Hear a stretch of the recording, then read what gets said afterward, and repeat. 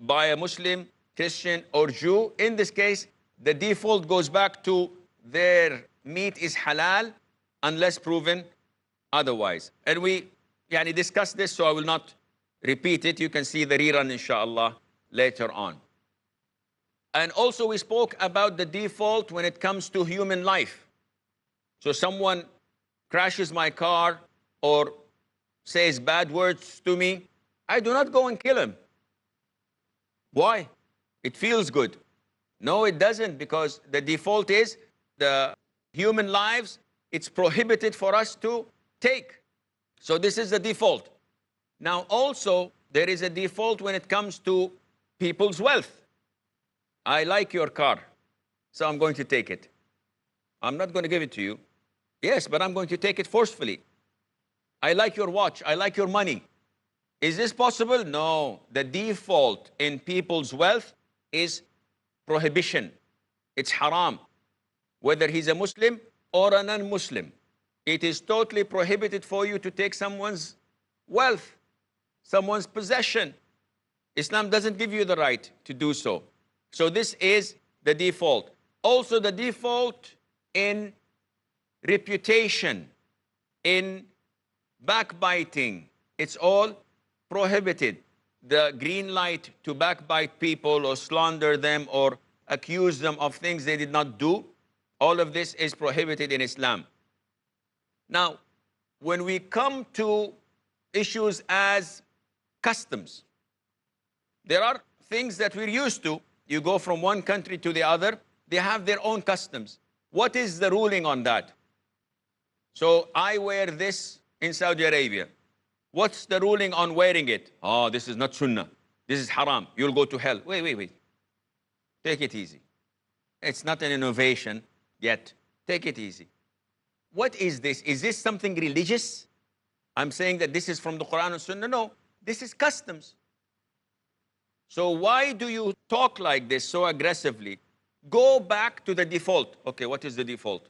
The default is people's customs are permitted. Al-aslu fil adat al-ibaha. Adat is customs, traditions. So it is permitted, of course, unless what? Unless there is an evidence, even small, that makes it invalid. So someone says, what's the ruling on eating on a table and sitting on a chair? We have hadith that the Prophet ﷺ always ate on the floor and never ate on a table. But is this considered to be part of customs or religion? It's customs. This is how the Arabs used to do. And that is why you should be very careful when you say sunnah. Because sunnah is divided into two types. Sunnah related to worship and sunnah related to customs. You find some people in Europe, for example, or in America, insisting on wearing the turban and the shurwal and kamis, as you call it. And when you ask them, say, sunnah. Sunnah, yeah, the Prophet used to do this, but he didn't have any other clothes.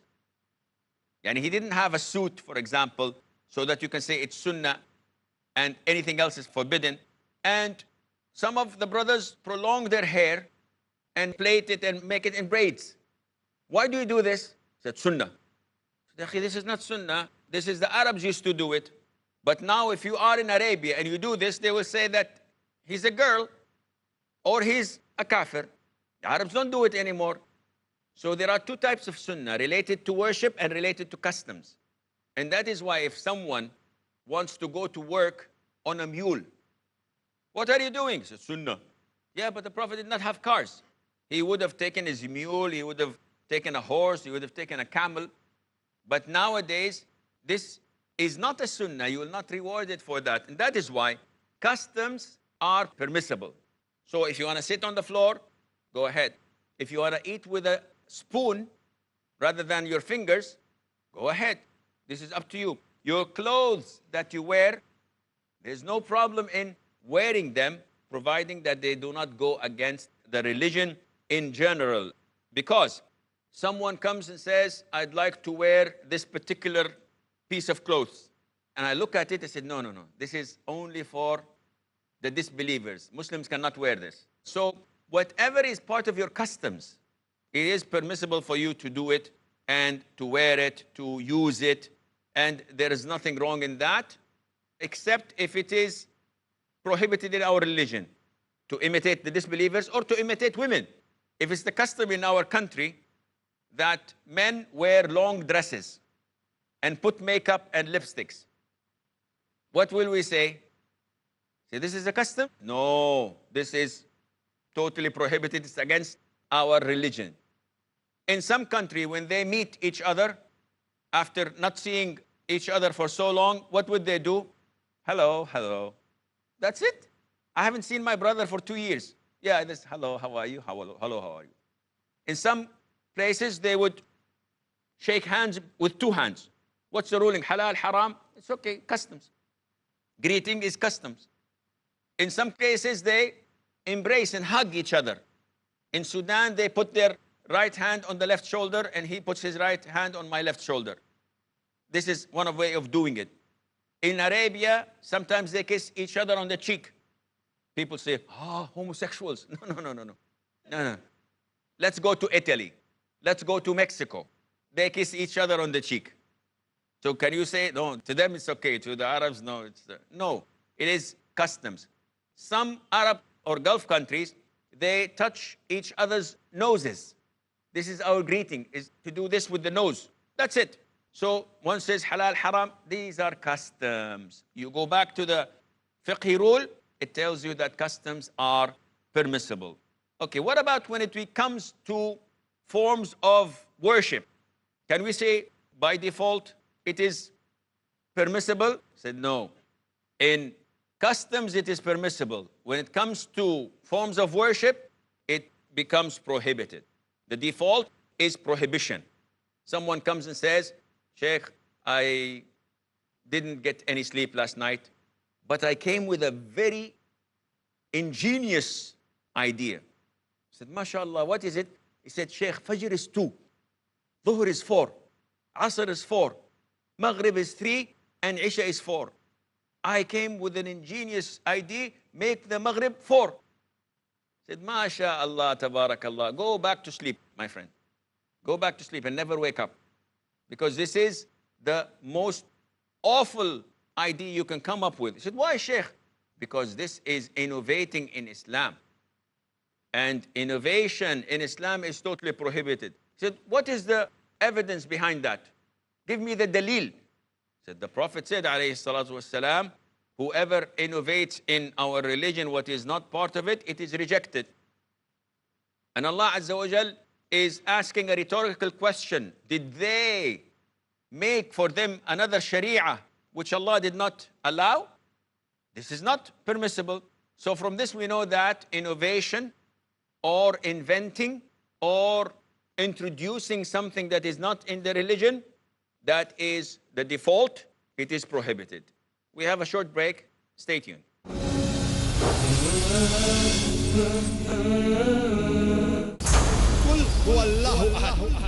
Say He's Allah, one and only. Allah, the absolute and eternal. He begets not, nor is He begotten. There is nothing like Him. Focus on the source of wisdom. The Quran is a magnet, and the Sunnah is a revelation. Islam had the solution right from the beginning. We apply that, and the problem is solved. Focus on the solution for our world. There is no man on the face of earth. His life was narrated to us like Muhammad sallallahu alaihi wasallam. Poor, rich, white, black, Arab, non-Arab, everybody say the same word. Obey Allah, obey the messenger. Focus on the Akhirah. Tawbah is mandatory upon each and every Muslim. Success for the Muslim is having the correct belief in Allah subhanahu wa ta'ala. Allah has power over all things. Focus on the facts and realities that motivate the world towards Islam in Islam in Focus, today at 7 p.m. and repeat telecast at 10 a.m. India on Peace TV.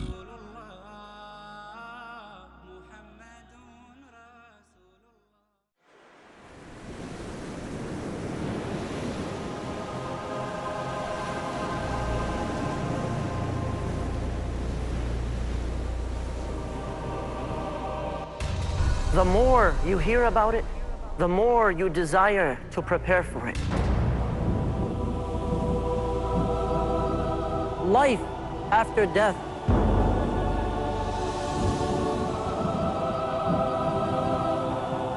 Journey of the soul. The day of resurrection. The torment of the hellfire. The reward of paradise. Stay tuned for a life-changing, heart-softening, spiritually uplifting series about the hereafter exclusively on Peace TV.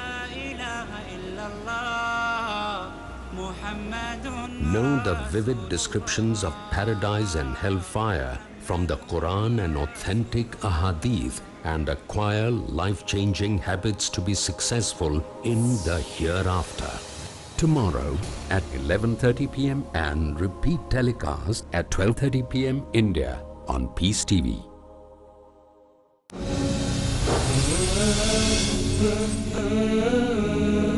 Assalamu alaikum and welcome back. Now, the issue of the default in forms of worship is prohibition is very complicated and mixed, and we need it urgently nowadays, because a lot of the time people come to you and say, this is a new form of worship, or I have this occasion, I have this or that, and you say bid'ah. And he says, what is your evidence? And it becomes a debate. And sometimes we ourselves become confused. Ya akhi, this is good. Why is it bid'ah? So you have to, as a student of knowledge, you have to base and build and establish your knowledge on strong foundation. And then you would not have doubts. And that is why, remember, a scholar, a person of knowledge, is far more dangerous to the devil, to Satan, than 1,000 worshippers. The worshippers don't know what they're doing, but a scholar always makes it difficult for him. So we will go through this, inshallah, but before we continue, do we have any questions? Yes, Faisal. Sheikh, as you classified Sunnah as Sunnatul Ada and one is normal Sunnah. But in India, when we convince someone like, for example, wearing suit or eating on a table is Sunnah Ada, they say that even in these things, if you follow the Prophet with the intention that you get a sawab, with the intention that you are even following the Prophet in the adat, so you will get a reward. So what about such cases? Well, again, this is an issue of dispute whether you will be rewarded or not. Some scholars say that you are rewarded for your intention.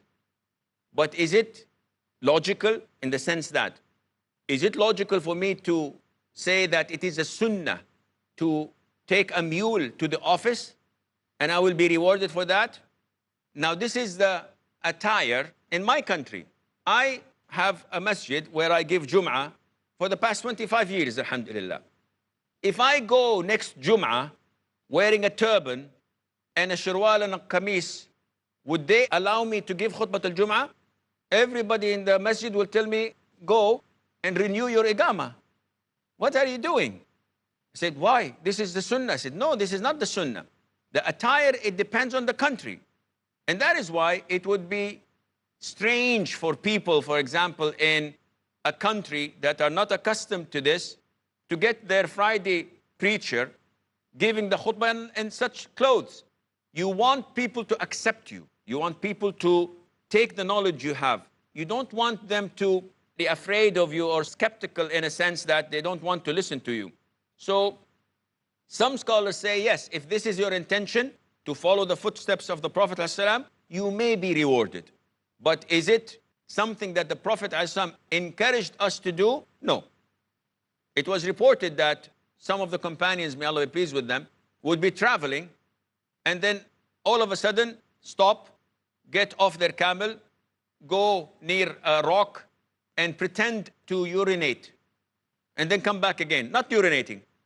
And when they're asked, they say, I was traveling with the Prophet once, and he urinated here. So I wanted to do like he did.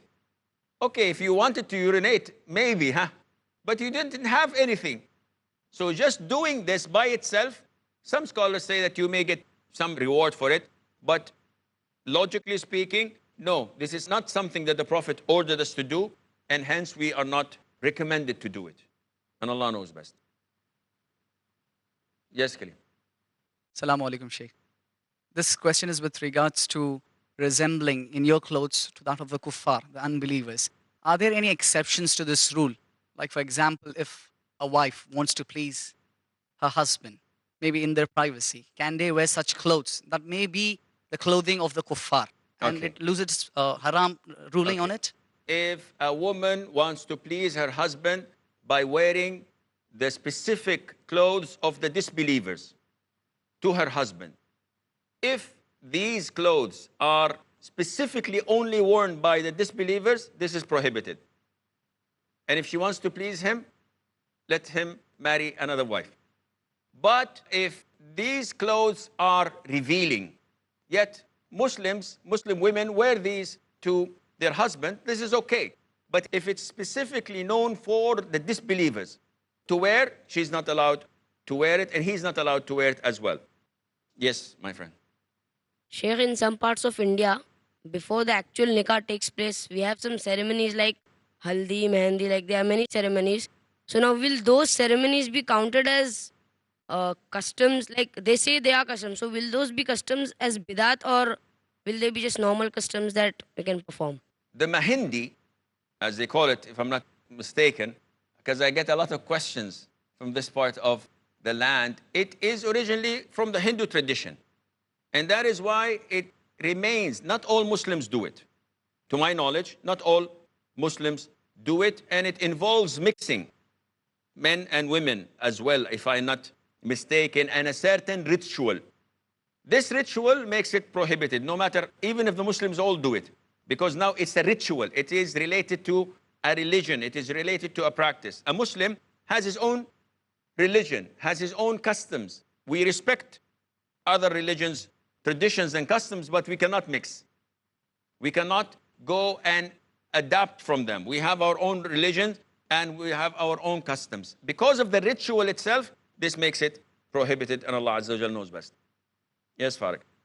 Sheikh, I want to ask regarding your opinion about wearing a red color shirt and plus wearing saffron color dresses for the men. So what are your opinion on both the things? Red color and saffron. Yeah, and saffron. This is the hadith, it's not my opinion. The Prophet ﷺ forbade wearing of red color clothes. And this is an issue of dispute because there are other hadiths where it was reported he was wearing red. So the scholars differed. Some of them say that it is permissible, some say it is prohibited, and the middle path is always the best, which says that if it is 100% red, if it's all red, this is prohibited. If it has lines in it, white or other color or mixed colors with it, it becomes halal. You know, I come with a white ghutra and there is a red one that I wear, but it is not purely red. And I'm not giving you this fatwa so it comes halal for me. No, this is the fatwa. You can find it in Islam Q&A and other websites.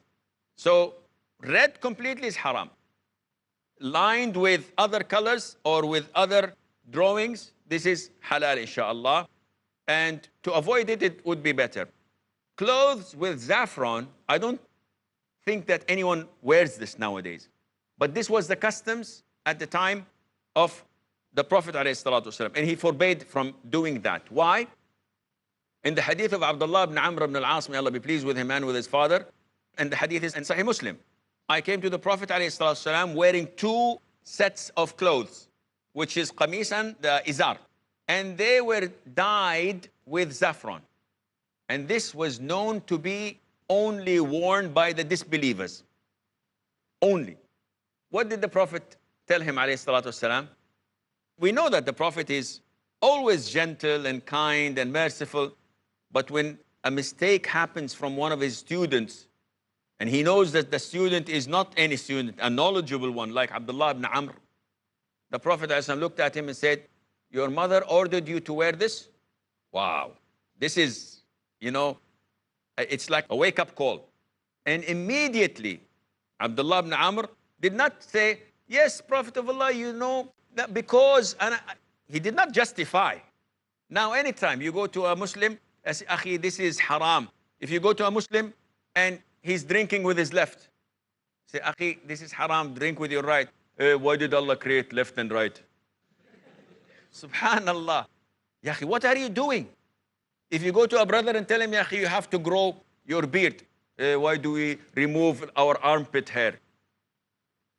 Stupid justifications. You're a Muslim. You're told to do, you say, Sami'na wa ata'na. So, Abdullah ibn Umar was not like that. He asked the Prophet ﷺ immediately, should I wash them? Washing them would have removed the saffron and khalas, no harm done. The Prophet ﷺ wanted him to learn the lesson. He said, no, burn them. Set of clothes, burn them, not use them again. So this would become a lesson that what you had done is a very serious offense in Islam. Imitating the disbelievers, Akhi, a Muslim is recognized anywhere. Now you think if someone sees me, he would doubt that I'm a Muslim? No. When I travel, I don't travel like this. I travel with my jeans and my t-shirt. If someone sees me in an airport, would he miss? No, Sheikh, he sees you on Peace TV. No. Even if it's someone else, if I see any of you, I will recognize, I will look at the beard, mashallah, at the trousers, okay, the look. He doesn't have a big mustache. His mustache is trimmed, his beard is you can tell he's a Muslim. No need to wear the head cap or identity is there because he's a Muslim, he's recognized. And that is why Islam protects and preserves this greatly. So I think this, inshallah, answers the question. With this, we come to the end of this program until we meet next time. Fi amanillah. Wassalamu alaikum wa rahmatullahi wa barakatuh.